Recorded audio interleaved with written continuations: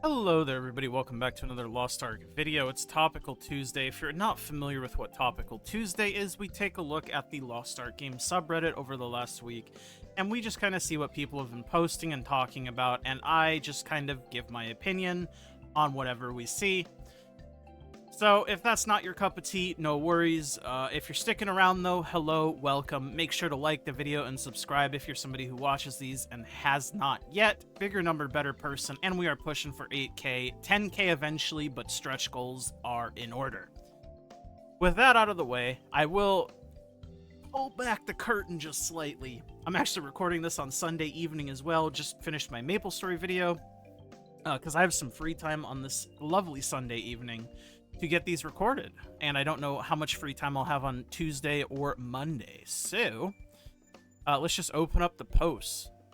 I don't know necessarily kind of what we're gonna be seeing, really. I mean, shit, I don't know. Gatekeeping already want to quit. That is a wild title. We'll open up these and start here. Some people are playing a different game compared to the rest of us. Oh yeah, the people who got really lucky on their like paradise drops. I mean, yeah, this is a recurring theme in like basically any game with any amounts of RNG. It just feels exceptionally bad because paradise is like brand new and it has the leader see people's stats and shit. You can see just how unlucky you are compared to other people. I mean, you could always see how unlucky you are, excuse me, compared to other people, but you could always justify it as like, oh, they just spent a bunch of money on like gold or whatever. But this, it's just like, you just got unlucky compared to the people who have like actual drops.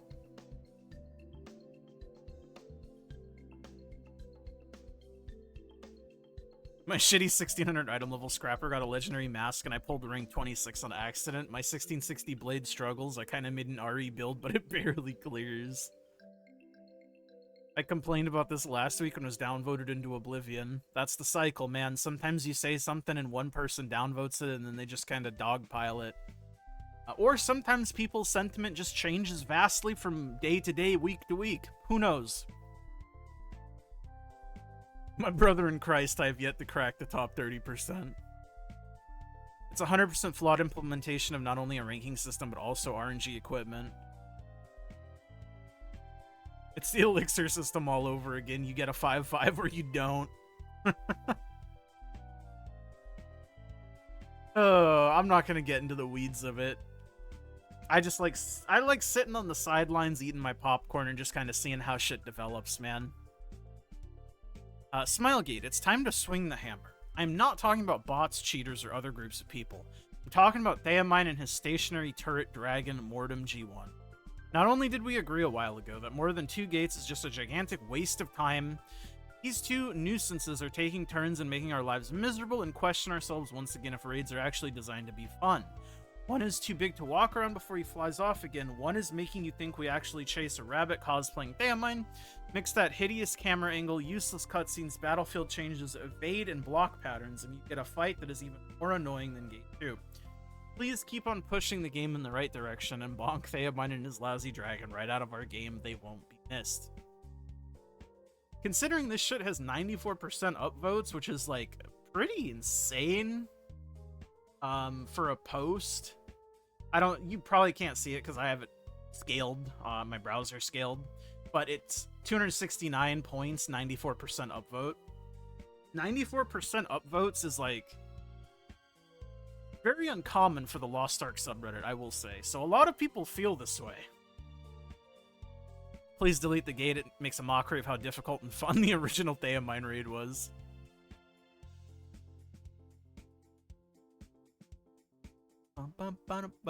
I see a delete gate 1 thread, I upvote. Gate 2, at least you get to play your class, and like, unless the moth decides you go away 3 times in a row, but Gate 1 turns into an even bigger cutscene simulator with every week. I hate Gate 1 and Gate 2 so much, and then I can play Gate 3 and the world is perfect again. Boredom is the only fun in Gate 3 IMO. Remove the garbage before it. Worst part is that almost all the mechanics are forced. In a juice party, the boss goes to 0 health and still keeps walking around attacking, doing mechs for nearly 2 minutes afterwards, and not just instantly phasing into mechanics like G1 Aegir or something. He actually does a few attacks in between. At least it skips the final part with Darkness and Flying Dragons. Why can't we all have bosses that simply die or go to their 0x mech if their health runs out like Mortem G3? Every time I play, I ask myself how in God's name anyone thought adding difficulty through a fucking camera angle was a good idea. Oh, man. What the solution to Relic books is. The solution is your feedback to AGS. And you rather bombard them with it quickly so we can get changes fast because Kazaros is approaching sooner than you might think. I did read some stupid comments in the other thread yesterday, but the truth is, Smilegate director wants us to suffer. I guess there was another thread. I don't know. I ain't reading all that. I don't have the thread pulled up, I don't think. Oh, actually, this is the other thread. Okay, we'll read this thread then. I mean, it's Relic books and pictures of Relic books, so I assume this is the precursor. What is the solution at this point? What do y'all think the solution to book prices going up weekly to astronomical prices? This just looks like normal NA West prices. This is like lower than normal NA West prices, which is funny. Increase the drop rate. We get too many legendary books drop from endgame raids instead of Relic books, and when we do get relics, it's always the useless ones. That's how she goes. That's the intended route. We're starting to peak higher than KR peak prices, and SG devs thought that was too expensive and brought the Frog. Smilegate saying Frog was too good doesn't matter. It is the fact that they thought the prices were too high and tried to help. We 100% need some help in some form, but doesn't need to specifically be what KR got, just something. Their Frog was also better. Yeah, we know. Give us a juiced event for Relic books and just make them roster bound. They need to call the engraving pool. I 100% agree. Man, there's so many useless engravings that you will just literally never use for any reason whatsoever, not even in like a niche build. It's just they exist to dilute the pool. And I think pool dilution is like my least favorite mechanic or way to handle like reducing the chance of hitting the good stuff. I'm totally the kind of guy who would rather the pool of available items be smaller, so when you do eventually hit this assumedly lower increased like drop chance, because you'd have to proportionally lower the drop chance of getting the chance at the roll in the first place if the pool is better. But I would rather know that if you hit that pool and you get a drop, and the chance of getting a drop in that pool is then going to be something good rather than 99% of the time like fucking like I don't know, like necromancy or some shit, like something nobody will ever use ever. Thaemine blessings for $20 monthly. You can rent Relic engravings per character. Unless there's a special event, books are never going down. For all people who are waiting for the strike period, yep, still not going down. People are prepping for Kaz and have only about 5 months to do so. Change how the Relic books are weighted so we get more of the ones people give a damn about and not Divine Protection 4 fucking times in a row. I'm saying, man. And then here. So now we'll go to this thread. Smilegate director wants us to suffer. He fully intended for Relic books to have such an abysmal drop rate. When KR had their Golden Frog a while ago, the market value of Relic actually dropped a decent bit at the start before it went back up again to close to its original value before the Frog. Remember, that was during the time that KR also had the strike rate active for even more guaranteed Relic book drops. That short time window alone was already enough for the director to freak out on the next livestream and tell people that he does not intend for Relic books to be this cheap and will not extend the Golden Frog like the strike rate. He literally said that while at the same time Grudge Adrenaline books were dangling between 250 300k gold each. Let that sink in for a minute. What kind of ridiculous statement that is. Let me reiterate on that for a moment. In the game exists two types of Relic books. Pouches slash drops. Pouches slash drop sources. Let me take a sip of my water. I've been speaking for a minute. Weighted drop pool and equalized drop pool. The Golden Frog and KR had equalized drop rates. That means that an Adrenaline book was just as likely to come out of it as it was to get a Necromancy book. Shout out Necromancy, that's the engraving I used as an example. Their current Thaemine Extreme Event Shop Gamba for Relic books is also equalized as far as I'm aware. However, even that is/was barely enough to even make a dent in the hyperinflated prices of Relic books. Blah, blah, blah. Every other source in the game is weighted, which means a Crisis Evasion book is much more likely to drop than any other valuable engraving. Yes, we know. That's kind of what I was explaining. How, I mean, even if the shitty engravings were equalized, which they're not, even if they were, I would still just rather them not exist and have the drop chance of getting a Relic engraving period be lower, knowing that going to get a useful Relic engraving versus just getting, like, Vital Point Hit or Necromancy or something. This is just backstory around him. Who the fuck does Smilegate even think we are? Tier 4 has been the most, and by far most, okay? Predatory money-grabbing shit I've ever seen in my gaming career ever. It is, dude, you can tell this guy is passionate and angry, because he's fucking saying the same words over and over. I do the same shit. It is a point where I grind my stupid ass off every single day just to get pennies worth of progression in this game compared to what the endgame ceiling is, not even counting sidereal weapons. True. Yeah, that's true. Have you guys not wondered why we don't have 1700 eye-level hell keys yet? I can tell you why. It was fully intended from Smilegate to not give us those yet, despite them already existing in the game files. Our goat, Mullins Veeble, already data mined all 6 when it launched. The 1580 hell key reward table was only table 3 out of 6. 1640 keys are table 4 out of 6. 1680 keys are 5, 6. 1700 keys are 6, 6. And guess what? 17 keys apparently contain relic book pouches in the drop pool.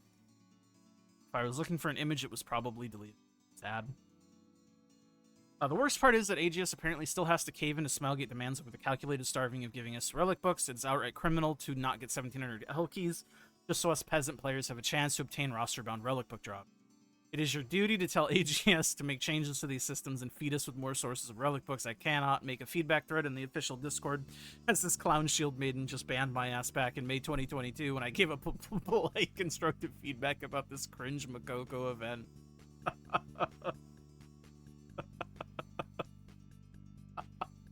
This shit makes me fucking laugh, dude. Unironically. If this isn't the funniest shit you've seen all day, I want to see what you've seen. This is so funny to me. I cannot personally make a feedback thread in the official Discord as this clown shield maiden just banned my ass back in May 2022 when I gave a polite, constructive feedback about this cringe Makoko community event due to it potentially provoking controversial opinions and thoughts. If this shit ain't the funniest thing you've read today, I want to know what you've been reading. Oh, man. T4 has been a money grab, and yet there are plenty of people just like you who play this game like it's a job and still give them money on a regular basis.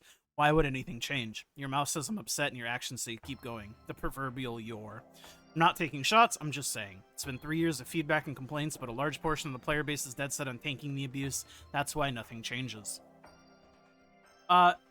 Ultimately, this is, I want to say kind of true, but it just is true. It's not just kind of true, it is true. And at a certain point, everybody has their own point, and I kind of talked about this in, like, the video where, why I finally stepped back from, like, playing the game actively, like, for good, or at least for now. And it's because it's clear to me that the direction of the game isn't a direction that I'm, like, excited about, and I don't feel like it's going to change. That's the big thing. For a while, I was hopeful that they would change and shift directions, but at a certain point, you just have your point where it's like, nothing is going to change. Like, they're not going to do anything differently, right? Anyways, though, I think this is completely true. This is a wild stat. 18,000 hours of play. Certainly a lot of AFK time. I mean, yeah. Your PC be like, I'd never turn my PC off. I don't know. It's always in sleep mode. That's just how it is. Anyways, let me know what your guys' thoughts are, but I'm fucking... I still think this is the funniest shit ever. Or this right here. Let us switch between Elysian and Crucible while inside Paradise. I feel like I read this the other day. I don't know, why not? QOL. With the removal of Unas, they probably need to get those engagement playtime metrics back up. That's funny. Gatekeeping. Already want to quit. I think this is the last thread that I will read. Well, no, I'll just read them both. For context, I've already completed Behemoth Gate 1, Gate 2 since starting last week. Today, I've tried to join 10+ lobbies, many of which said Makoko's welcome, except the second they find a Makoko with a class they like, they immediately change the title to Homework and stop accepting Makokos.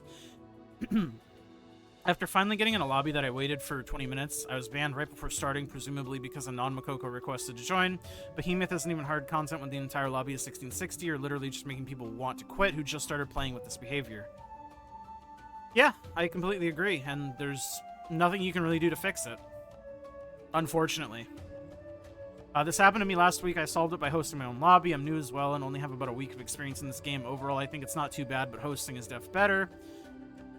I mean, for a raid like Behemoth, I guess it doesn't matter too much, but in raids where you're looking to use Sidereal correctly, I mean, I think it's a lot, especially to put the onus on a new player to feel comfortable enough with a fight to be able to properly Sidereal it. Maybe that's just me and I'm wrong. I don't know.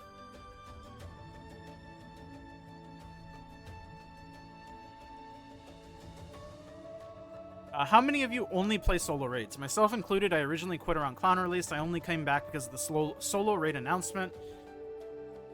I never feel FOMO. If SG didn't make solo raids, I wouldn't be playing anymore. I just can't deal with being jailed all day. I treat the game like I do PoE Diablo, mostly single player with multiplayer elements. Just hope they make hell versions of solo raids or add the AI aspect into multi-raids, which would make them more challenging, as solo is kind of easy. 100% solo mode, I wish I would make duo raids an option so I could do them with my brother. Yeah, I mean, dude, this game would honestly go crazy if you could have, like, dynamic scaling raid size. Up to 8 down to 2. Or, I guess, 1 for solo. But a range of people dynamically would be so good. And I've said this since, I don't know, for at least like a year and a half or 2 years at this point. That shit would go crazy. And it would probably get me to start playing again. 100%. If I could just do raids with my friends all fucking day and only, like, play with whoever I want to play with, it would just make the game so much more accessible. And because this is how I always treated the game myself, too. I always treated it more like a PoE or a Diablo rather than like an MMO. It's not really an MMO. It just is by virtue of needing people to do raids, but, like, raids are the game. So I guess it's an MMO by that virtue, but there's nothing else really MMO-like about it. I don't know. Hopefully that makes sense. If it doesn't, no worries. I'm used to making no sense. Anyways, thanks for hanging out. And again, if you made it this far, make sure to like the video and subscribe. If you haven't, 8K, then 10K. We're going to the moon, baby. Thank you guys so much for watching, though, and spending some of your precious time with me. I'll see you guys all in the next one. Thank you to my YouTube members. It's Biscuits in your Diz. I'm Nufu. Love all of you guys very, very much, and I'll see you guys later. Bye!